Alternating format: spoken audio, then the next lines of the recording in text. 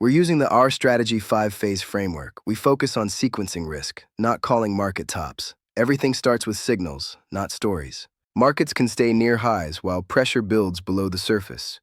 That's when risk hides, not when it screams. The real question is how stress transmits. This episode reviews a market interview warning of a possible reset. The focus is fading equity momentum and crowded metal trades.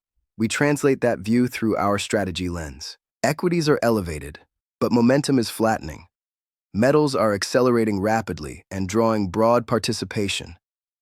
Bitcoin appears sensitive to shifts in liquidity. We do not trade headlines or single indicators. We track labor, credit, liquidity plumbing, dollar stress, and breadth.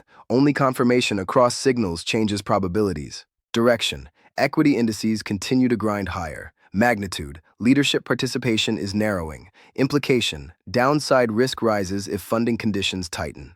Direction: metals prices are moving vertically.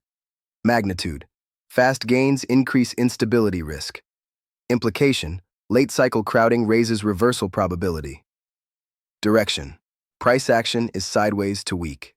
Magnitude: sensitivity to risk-off conditions is increasing. Implication: Bitcoin may behave like liquidity exposure during stress. Leadership fatigue leads to rising volatility. Volatility pressures credit spreads and leverage. Funding stress triggers forced selling across assets. Crowding risk has increased, especially in metals. Equity leadership fatigue is more visible. Short-term phase 2, pressure has moved higher. Credit stress has not confirmed a cascade. Liquidity plumbing remains the key trigger. Phase 3 requires confirmation, not speculation. This is educational analysis only. We discuss probabilities and process, not advice. Near-term risk remains mixed, not binary. Phase 1 still dominates, but Phase 2 pressure is rising. Phase 3 remains conditional. Crowded and leveraged positions move first. Illiquid assets feel stress before major indices. Quality assets follow only if selling becomes forced. We tighten exposure when breadth deteriorates. We maintain optionality through cash, like buffers. We deploy only during forced liquidity windows. Do not chase vertical price moves.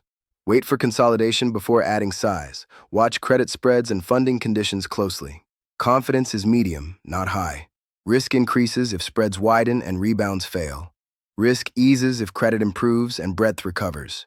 Late cycle markets reward patience over prediction. We wait for confirmation, not excitement. That is how we manage risk through uncertainty.